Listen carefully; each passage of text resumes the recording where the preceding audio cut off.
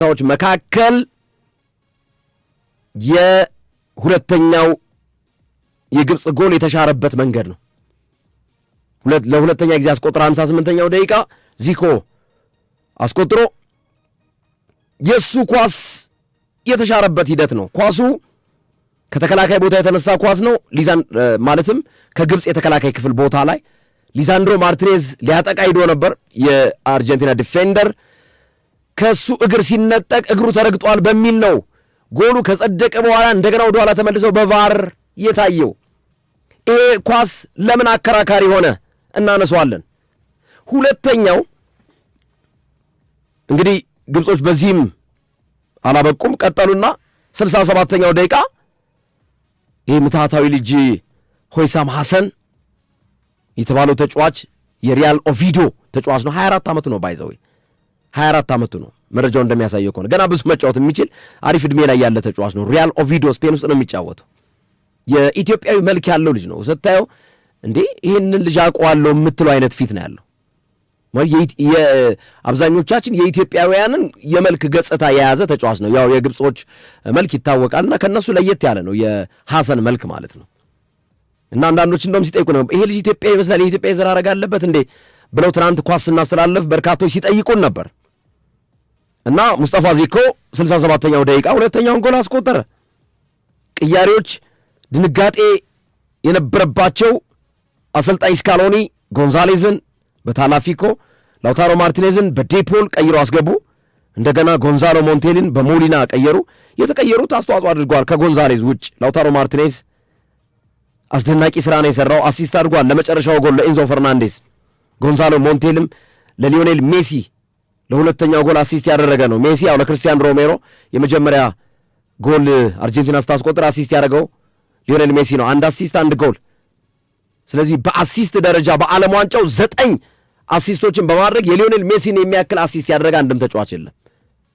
ጎሉን ሲያስቆጥር ደግሞ የዘንድሮ የ2026 የዓለም ዋንጫ 8ኛ ጎል በማስቆጠር እኩል ከነበሩት ከኪሊያን ምባፔና ከሃላንድ ቀድሞ 8 ጎሎችን በማስቆጠር የከፍተኛ ግብ አስቆጣሪነቱን እንዲመራ ያስቻለውን ጎል ነው ማስመዝገብ የቻለው። ይቺ ጎል እንደገና የጎሉን መጠን በዓለም ዋንጫ ያስቆጠራቸውን መጠን 21 አድርሶታል። አጠገቡ እየተነፈሰ የሚገኘው ኪሊያን ምባፔ ነው። 19 ጎል አስቆጥሯል በዓለም ዋንጫው። ክርስቲያኖ ሮናልዶ በነገራችን ላይ 11 ጎል ነው ያስቆጠረው። 9ኛ ደረጃ ላይ ነው የሚገኘው በአጠቃላይ በዓለም ዋንጫ ጎል በማስቆጠር ማለት ነው። እና ሁለተኛው አከራካሪ ጉዳይ የኢንዞ ፈርናንዴዝ ጎል ከመቆጠሩ በፊት ሳጥን ውስጥ ሙሐመድ ሳላ ወደ ጎል ይዞት የሚሄደው ኳስ ላይ እሱ ኳስ ጥፋት እግሩ ተመቷል ነው። ቢያንስ የኳሱ ሙቭመንት አይቶ ዳኛው ኦኬ ሽሮታል የሚል አስተያየት እንዲሰጥ እንኳን ቫር ለማየት ፈቃደኛ አልነበሩም። ለሊሳንድሮ ማርቲኔዝ ጎሉ ጸድቆ በታየበት የቫር ሁኔታ ለሙሐመድ ሳላህ ሳጥን ውስጥ እግሩ ተነክቷል። አዎ ተነክቷል። ተጠልፏል። አዎ ተጠልፏል። ሌላ አከራካሪ ጉዳዮች አሉ። ኳሱን ቀድሞ ነክቷል አልነካ የሚለው ጉዳይ እንዳለ ሆኖ ቢያንስ ቫር ለማየት ለምን አልፈቀዱም የሚሉ ጥያቄዎች ተነሱ። ሁለተኛ የኮንሲስተንሲ ችግር፣ የወጥነት ችግር ተነሳ። ምናልባት የሊሳንድሮ ማርቲኔዝ እግሩ ተረግጧል። አዎ ጥፋት ሰርቶበታል። አዎ ኦኬ። እንደዛ ከሆነ ታዲያ አርጀንቲና ከኦስትሪያ ጋር በነበራቸው ጨዋታ አርጀንቲና ጎሉን ስታስቆጥር ጥፋት ተሰርቶ የሄደበት ሁኔታ ለምንድነው በቫር ያልታየው ታዲያ? ኮንሲስተንሲ ከሆነ ወጥነት ከሆነ ማለት ነው ለምን በቫር ታይቶ?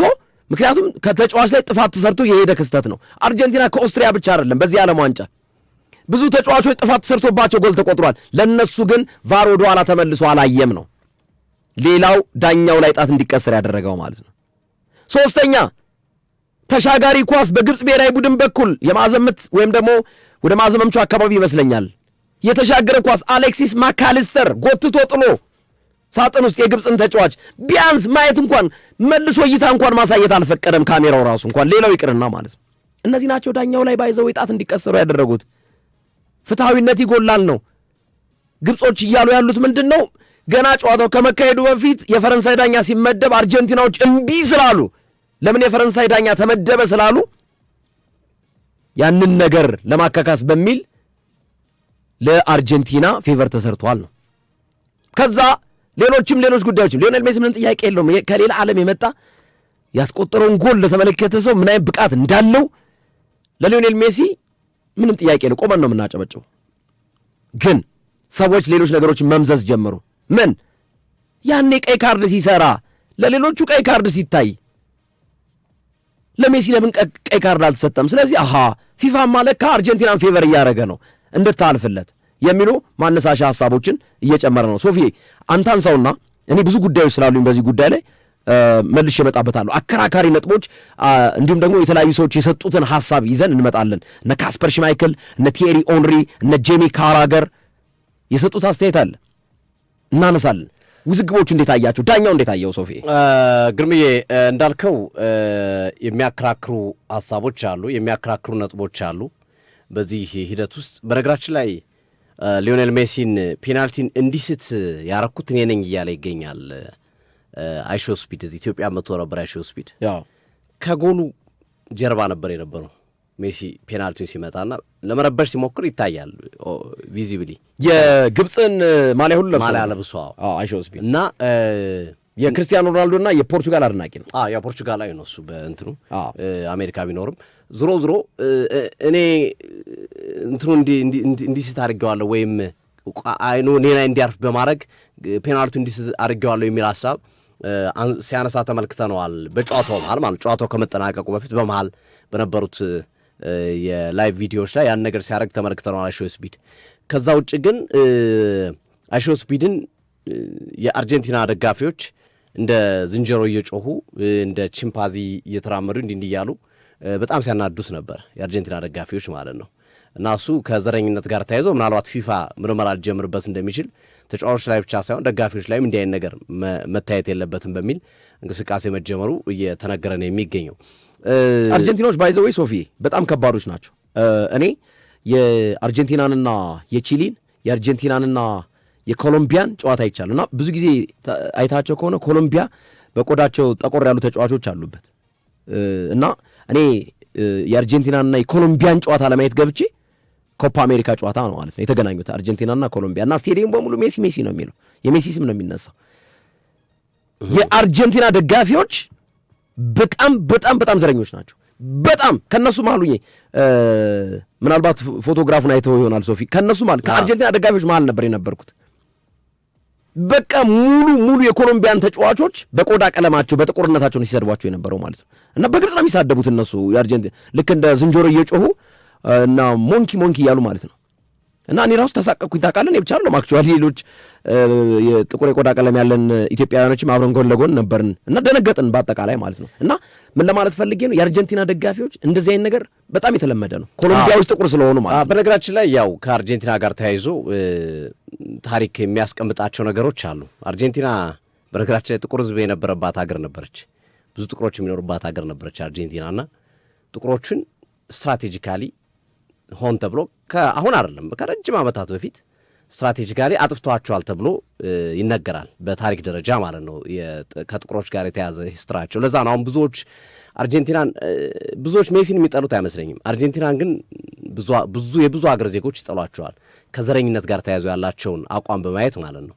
እና እሱ ብዙ ጊዜ መነጋገሪያ ይሆናል። አርጀንቲና ጨዋታ ባላት ቁጥር በተለይ ከአፍሪካ ቡድኖች ከነ ኮሎምቢያ ምናምን ጥቁር ሕዝቦች ካሉባት ሀገር ጋር ስትጫወት ብዙ ጊዜ እንዲህ አይነት ነገር የተለመደ ነው አርጀንቲናና እንዳልከው እንዲህ አይነት ነገሮች በትልቁ ይነሱባቸዋል አርጀንቲና ጋር ተያይዞ ማለት ነው። አሁን ትናንት እንኳን ሌሊት ላይ አሁን ኮሎምቢያ ሲጫወት እንኳን ዳቪሰን ሳንቼዝ ጥቁር ነው። በጣም ብዙ ተጫዋቾች እነ ሌርማ በጣም ብዙ ተጫዋቾች እንዳለ ናቸው። ኮሎምቢያና ኢኳዶር የታወቀ። አርጀንቲና ግን ስትራቴጂካሊ እንደዛ አይነት ነገር ይነሳባቸዋል። አርጀንቲና ላይ አንድ ጥቁር ተጫዋች አጠራልኝ አይደለም። ጃቬር ፓስቾሬ የሚባል ተጫዋች በፊት ነበር፣ ከዛ በኋላ የለም ጠፍቷል እንዳለው እና አሁን ጥራልኝ የምትል ብራዚል ታገኛለህ፣ ኢኳዶር ታገኛለህ፣ ሁሉም ጋር አለ እነ ቪኒ ጁኒየር አሉ። ብራዚል ምንም ላቲን ውስጥ አውሮፓ ምትሄድ ታገኛለህ። አርጀንቲና ብቻ ነው ጥቁር ተጫዋች። አርጀንቲና የለም። አሁን በዚህ ስብስብ አሁን ባለው ከረንት ወርልድ ካፕ አንድ ተጫዋች አጠራልኝም ጥቁር ተጫዋች። የሜሲን ጉዳይ አንስተናል ቅድም። የአድማጮቻችን ዘግታችሁ የገባችሁ በደንብ አንስተናል። ቃል በቃል ያስቀመጥነው ምንድን ነው የሜሲን ማጂክ፣ የሜሲን ምታት፣ የሜሲን እንቅስቃሴ በዳኛው መሸፈን አይቻልም። በቃ ይሄ በ4 ነጥብ መዘጋት ያለበት ጉዳይ ነው። ሜሲ ይችላል በጣም የሚገርም ብቃቱን ያሳየን፣ እሱን በደንብ አውርተነዋል። አሁን ግን ዳኝነቱን ደግሞ ለብቻ እያየነው ነው። አወዛጋቢ ጉዳዮች፣ አነጋጋሪ አከራካሪ ጉዳዮች በምን ይታያሉ? ቅድም ያልጠቀስናት ግን ሶፊ አንድ ሀሳብ ማንሳት አለብን ብዬ አስባለሁ። በክርስቲያኖ ሮናልዶ የቡድን ሂደትና በአርጀንቲና የአንድነት የቡድን ተጫዋች የአንድነት መንፈስ ልዩነት መኖሩን ከትናንትና ወዲያ የተደረጉ ሁለቱን ጨዋታዎች እናነጻጽር። ክርስቲያኖ ሮናልዶ በአንድ ሚዛን፣ ሊዮኔል ሜሲም በሌላ ሚዛን እናስቀምጥ። ሮናልዶ እንደዛ ሲያለቅስ አጠገቡ መጥቶ ማንም ተጫዋች አይዞህ ያለው እንኳን አልነበረም። ሮናልዶን መሀል ላይ የነበሩ የፖርቹጋል አይጦች ነበሩ፣ ምቀኞች ነበሩ። ለሮናልዶ ኳስ በአግባቡ ላለማድረስ አክቹዋሊ ሌሎቹ የሚያነሱት ነገር አለ፣ ራሱ ሮናልዶም ኢጎ ስላለበት ነው የሚሉ አስተያየት ሰጪዎች ሊኖሩ ይችላሉ። ግን እውነት በግልጽ በሚታይ ሁኔታ የፖርቹጋል አማካኝ ክፍል ለሮናልዶ ግልጽ የሆነ ጥላቻ እንዳለው፣ ደስተኛ እንዳልሆኑ፣ ሆድና ጀርባ እንደሆኑ ሮናልዶና እነ ብሩኖ ፈርናንዴዝ እነ ቪቲኒያ እነ ጆዋው ኔቬስ ከዚህ በፊት እንደውም ቪቲኒያ ነው ብዙም ያልተናገረው፣ ጆዋው ኔቬስ ተናግሮታል ሮናልዶን። እህትየው ጭምር በጣም የመናደር ስሜት እንዴት ፈርናንዴዝ ጆዋው ኔቬስ እኮ በግልጽ የተናገረው እኮ ከ40 ዓመት በላይ የሆነ ተጫዋች እንዴት 90 ደቂቃ ሙሉ ይጫወታል ብሎ የተናገረ ተጫዋች ነው ጆዋው ኔቬስ። ብሩኖ ፈርናንዴዝ ከማንቸስተር ዩናይትድ ጀምሮ እስካሁን ድረስ ከሮናልዶ ጋር ያላቸው በግልጽ በሚያሳይ ሁኔታ እኔ የፖርቹጋል አይጦች ነው የምላቸው፣ ምቀኞች ናቸው። ለሮናልዶ ስኬታማ አለመሆን ኢቭን ሌላውን ፍቅር ባለማሳየት ረገድ ትናንት ሜሲ ላይ ምንድን ያየ ነው? ሜሲ ሲያለቅስ ሁሉም ተጫዋቹ እየመጡ እያቀፉ ሁሉም እስከ ግብ ጠባቂው ማርቲኔዝ ድረስ፣ ቀጥሎስ ወደ ሰማይ እንዲከፍ እያደረጉት ወደ ላይ ሮናልዶን እንደዛ ከፍ ቢያደረጉት እርግጠኛ ነኝ ወደ ላይ ልከውት ሁሉም ርቀው መሬት ላይ እንዲወርቅ ነው የሚያደርጉት በዚህ ሁኔታቸው ማለት ነው። ሊዮኔል ሜሲ ላይ ግን ሶፊ ጨዋታው አልቆ አላየሁም፣ ወደ ላይ ሲያነሱት ሜሲን ይዘው መጥተው ይሄ ነው የቡድን ዩኒቲ አንድነትን የሚያጠናክረው ለማለት ያክል ነው። ምን ያህል ልዩነት እንዳለው ለማሳየት ነው። አሁን ወደ ኮንትሮቨርሻሉ ጉዳይ ነው የአነጋጋሪ ጉዳይ። እኔ አንድ ጥያቄ ብቻ ነው መጠየቅ የምፈልገው እዚህ የፔናልቲው ያሰጣል አያሰጥም የመሐመድ ሳላህ የሚለውን እሱ ሌላ መከራከሪያ ነጥብ ነው። ግን ዳኛው ለምንድን ነው ማየት ያልፈለጉት? የሌሳንድሮ ማርቲኔዝን ወደ ኋላ ሂዶም ማይተው ጎሉን ከሻሩ ማየት ምን ችግር አለ? ቫር ቢያዩት አጠራጣሪ አከራካሪ ጉዳይ ነው። ይሻሩ ችግር የለውም እኮ። አይ መጀመሪያ ኳሱን ሌሳንድሮ ማርቲኔዝ አግኝቶታል፣ ከዛ በኋላ ዙሯል፣ ከዞረ በኋላ ነው ጥፋት የተሰራበት ብለው ዳኛው የራሳቸውን ውሳኔ ወስኑ። ግን ቢያንስ ቢያዩ ለግብጾች ቢያንስ ሪስፔክት ማድረግ አይሆንም? ለግብጾችን ማክበር አይሆንም? እኔ ዳኛው ቢያንስ እንኳን ለማየት ያልፈቀዱበት መንገድ ነው ያልገባኝ። ያ ሁሉ ጥያቄ ሁሉ ጩኸት እየተነሳ መሐመድ ሳላህ ራሱ እየጠየቃቸው ዝም ብሎ ያለፉበት መንገድ ጥያቄ የሚያስነሳ ጉዳይ ነው። ያንን እንከራከርበት። ግማሹ ያሰጣል ሊል ይችላል፣ ግማሹ ያሰጥም ሊል ይችላል። ይሄ እንደ እያንዳንዳችን እይታ ሊለያይ ይችላል። ምክንያቱም ሌሳንድሮ ማርቲኔዝ የመጀመሪያውን ኳስ ነካበት፣ ከነካ በኋላ ሁለተኛዋን ኳስ ለማገዝ ሲሄድ ግን መሐመድ ሳላህን ጠልፎታል። የነካውን ኳስ ደግሞ ለማገዝ ሲሞክር መሐመድ ሳላህ ፊቱን ወደ ጎል አዙሯል። ኳሷ ደግሞ ወደ ተቃራኒ አቅጣጫ ነበር እየሄደች የነበረው። ስለዚህ ይሄ ጎሉን ማነው ፔናልቲውን ያሰጣል አያሰጥም፣ ይሄ ዳኛው አይቶ መወሰን ያለባቸው። ግን አከራካሪ ጉዳይ ነው። ማየት ነበረባቸው፣ ማክበር አለባቸው የተቃራኒ ቡድንም። ምክንያቱም የሌሳንድሮ ማርቲኔዝን ወደ ኋላ ሄደው አይተው ትክክል ነው ውሳናቸው። ባይዘው ሌሳንድሮ ማርቲኔዝን ጥፋት ተሰርቶበታል፣ ትክክል ነው። ቅድም እንዳልከው ግርምሻው ኮንሲስተንሲ ላይ ጥያቄ ታነሳል። ሌላው ዳኛ እንደዛ ሌላው የቫር ዳኞች ተመልሳቸው ወደ ኋላ እዩ ትላቸው ግደላቸው አይሰሙም። ያ ሁሉ ደቂቃ ወደ ኋላ ሄደው አይሉም፣ ያ ሁሉ ሴኮንዶች እና ይሄ ልዩ ስፔሻል ትሪትመንት ለአርጀንቲናዎች አለ ወይ እንድትል ሊያደርግ ይችላል። ቢልም አይፈረድበትም አንድ ሰው። ምክንያቱም ቢያንስ ማየት አይተው አያሰጥም ፔናልቲው። ምክንያቱም መጀመሪያ እከሌ ስለነካው ከነካው በኋላ ለማገኝ ሲሞክር ይሄኛው ደግሞ እየሄደበት ያለ አቅጣጫ ሌላ ስለሆነ ብለው መወሰን ፔናልቲ ያሰጣል። ምክንያቱም ሳጥን ውስጥ ጥፋት መስራት ነው አለቀ ብለው ሊወስኑ የሚችሉባቸው የራሳቸው አድቫንቴጅ ይኖራሉ ብዬ አስባለሁ። በዚህ ነው መታየት ያለበት የዳኝነቱ ጉዳይ ጥያቄ የምታነሳበት በዚህ ጉዳይ ነው። አንደኛው ወደ ኋላ ሄዶ ከተመለከቱ ያኛው ነው ለምን ወደ ኋላ ሄዶ አይመለከቱ የሚል ጥያቄ ማንሳት ከነ ኦሳማስን ከነ መሐመድ ሳላህ ትክክለኛ ጥያቄ ነው፣ ትክክለኛ ሐሳብ ነው። የዚህን ጥያቄ ማንሳት ማለት ነው። ከዛ በኋላ ዳኛው አያሰጥም ብሎ ይወስኑ እንከራከርበታለን። ያሰጣል ሊያከራክር ይችላል። ሁለቱም ያከራክራሉ ነገራችን ላይ። ቢሰጡም ያከራክራል፣ ባይሰጡም ያከራክራል። ግን ቢያንስ ማየቱ አንድም ቡድን ሪስፔክት ከማድረግ አንጻር፣ ከማክበር አንጻር፣ የዳኝነትን ፌር ከመሆን አንጻር አላዩትም። ጭራሽ አላዩትም። ዳኛው ሪፕሌዩንም እኮ በመከራ ነው አንዴ ያየናት። ሪፕሌዩን በመከራ ነው አሁን ጠዋት ነው ያየነው፣ ወይም ከጨዋታው በኋላ ነው እንደገና ፈልገህ የምታገኘው ሪፕሌዩ እና ይሄ በትልቁ የምታነሳው ጉዳይ ሆኖ እንመለከተዋለን። በዳኛው በኩል የተወሰኑት ውሳኔዎች ማለት ነው የምታነሳቸው ነገሮች ከነዚህ ጋር የተያዙ ናቸው። አንዳንድ እንቅስቃሴዎች ላይም እንደዚሁ 50-50 ፋውሎችን የሚያሰጡና ያሰጡ የሚሰጡና ድንጋጤ ነገር ነበረባቸው። ፍራቻ ነገሮችን ፍራንኮስ ለዜ ላይ በተደጋጋሚ ስትመለከት የነበረበት ሂደት ነበር። ቅድም ያልከው ነገር ነው ዋናው ነገር። ይህ ሁሉ ዳኛ ባለበት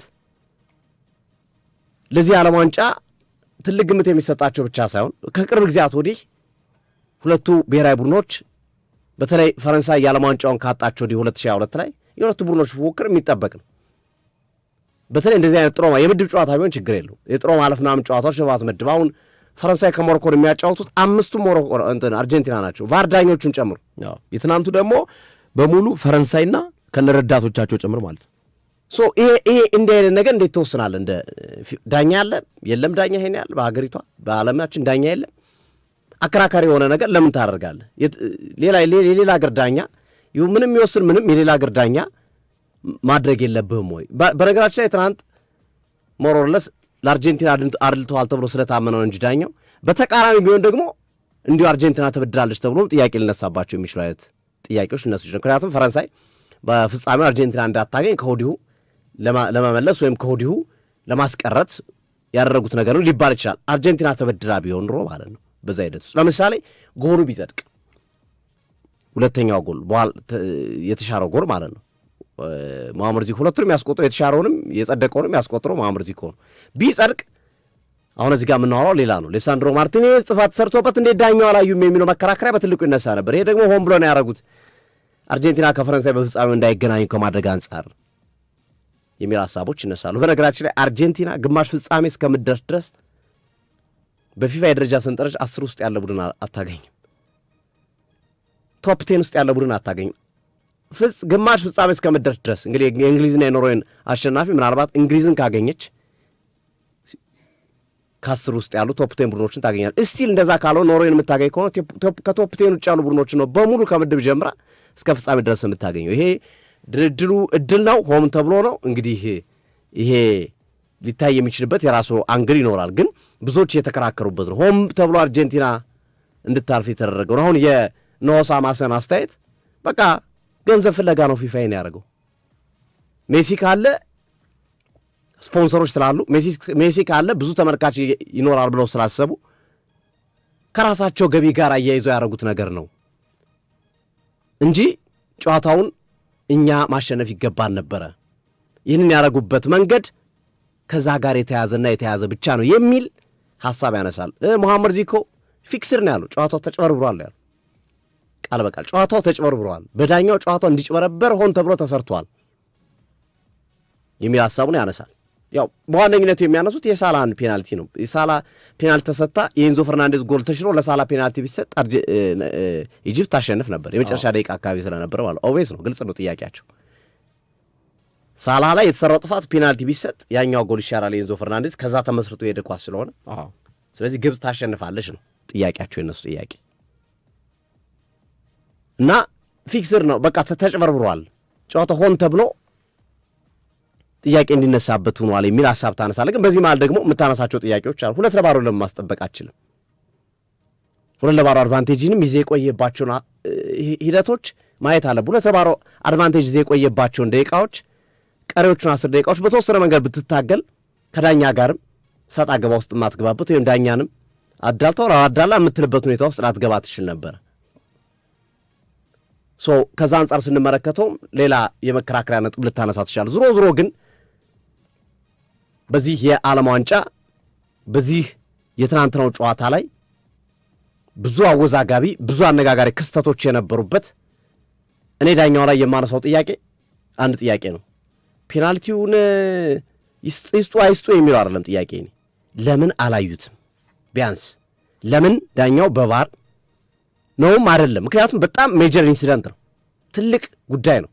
አይደለም የሚበሉ ፋውል አልተሰራም የሚበሉ ፋውሉ ቀድሞ ነው የተሰራው፣ ኳስ ከነካ በኋላ ነው የሚበሉ ምንም የሚበሉ ግን ቢያዩ፣ ምክንያቱም አወዛጋቢ ድርጊት ስለሆነ ጥያቄ አምበሎ አንስቶላቸዋል መሐመድ ሳላ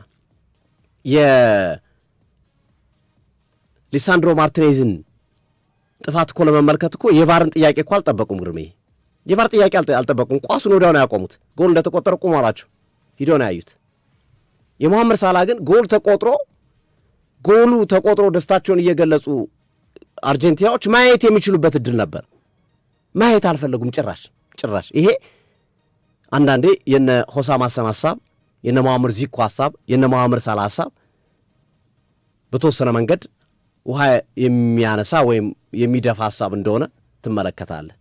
አሁንም ግን ደግሜ ደጋግሜ የምለው በዳኝነትም ስህተት ይሁንም አይሆንም የሜሲን ክሬዲት ግን ማሳጣት የለብንም። የሜሲን ብቃት ግን በዳኝነት ሽፋን በፍጹም ማውረድ አለብን ብዬ አላስብም። ሜሲ የትናንቱ የአርጀንቲና ማርሽ ቀያሪ ተጫዋች ሜሲ ነው። አሲስቱ የሱ ነው። ያቻነቱ ጎል የሱ ነው። ሁሉም ነገር ሜሲ ነው ማለት ይቻላል። በትናንትናው ጨዋታ ላይ ሊዮኔል አንድሪያስ ሜሲ ክሬዲቱን ማጣት የለበትም ብዬ አምናለሁና እኔ እንደዚህ ነው የምመለከታቸው። አከራካሪ ጉዳዮቹ በዚህ መንገድ መታየት አለባቸው ብዬ አስባለሁ። በነገራችን ላይ የግብፅ እግር ኳስ ፌዴሬሽን በይፋ ለፊፋ ክስ መስርቷል።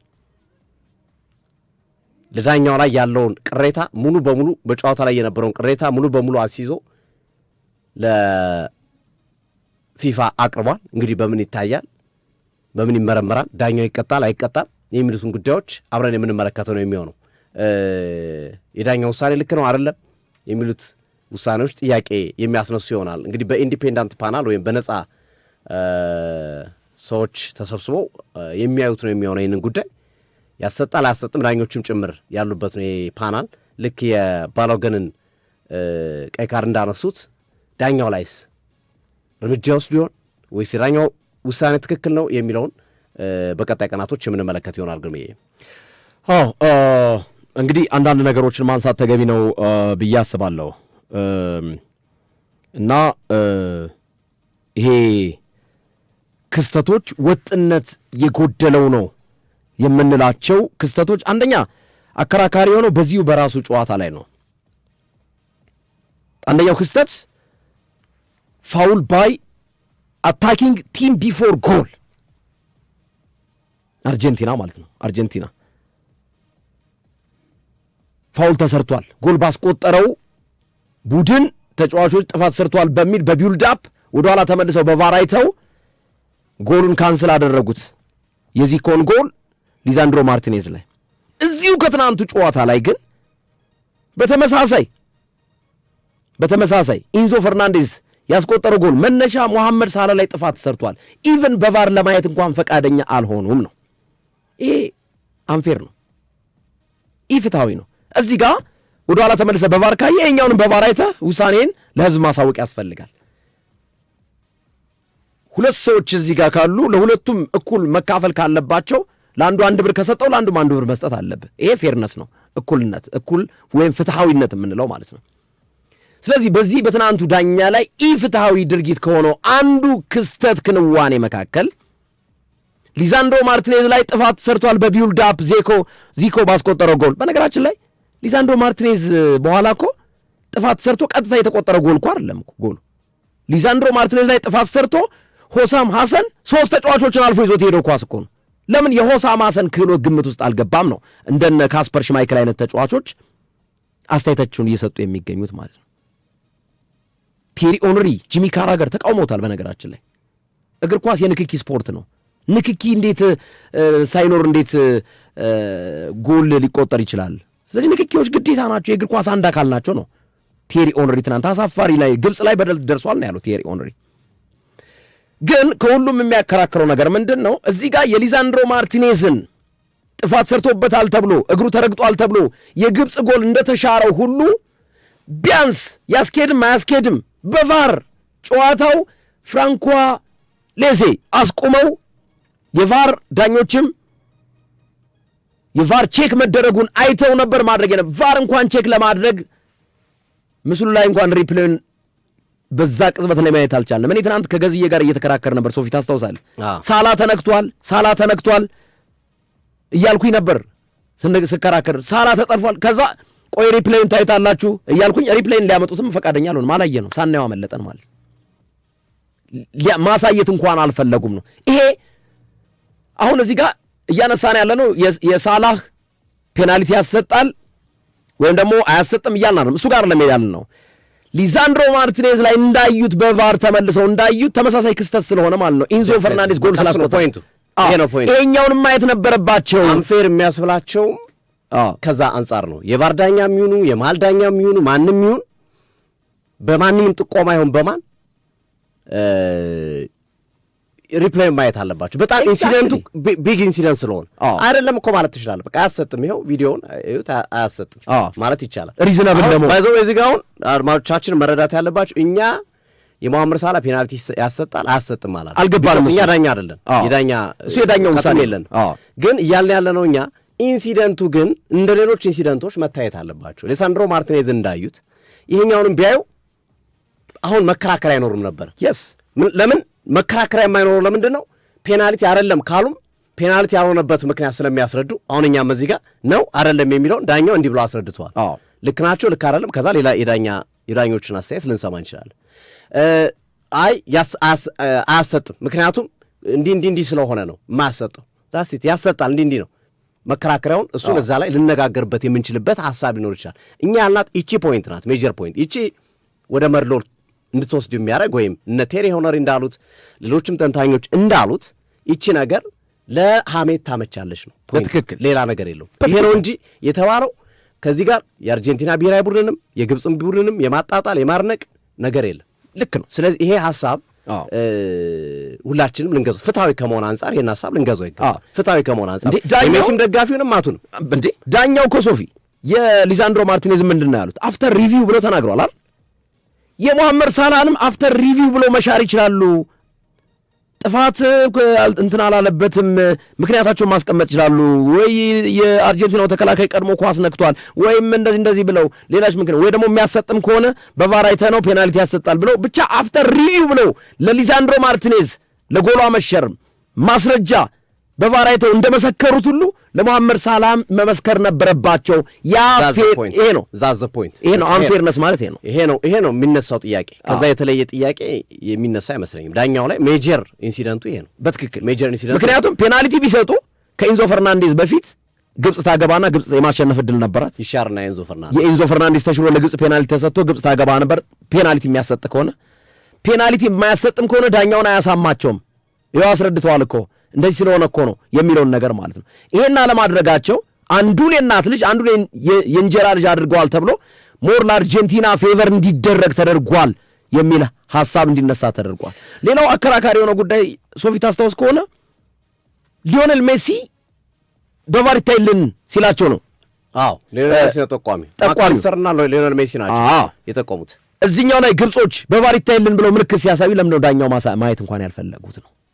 በዚህኛው በኢንዞ ፈርናንዴዝ ክስተትና በሳላ ሳጥን ውስጥ በተጠለፈበት ሂደት ላይ ማለት ነው። ሳላ መጠለፍ ተጠልፏል። አሁን አከራካሪ ጉዳዮች ሌሎች ናቸው። አልተጠለፈም ተጠልፏል የሚለው ክርክር ሳይሆን ግን ፔናልቲ እንዳይሆን የሚያደርግባቸው ደግሞ የራሱ ምክንያት ሊኖር ይችላል። ኳስ ቀድሞ ነክቷል አልነካም፣ ያሰጣል አያሰጥም የሚሉ ኬዞች አሉ። ኳሱ በማን ቁጥጥር ስር ነው፣ ቢሄድስ አድቫንቴጅ አለ ወይ? እንዲህ አይነት ነገሮች ግምት ውስጥ ይገባሉ።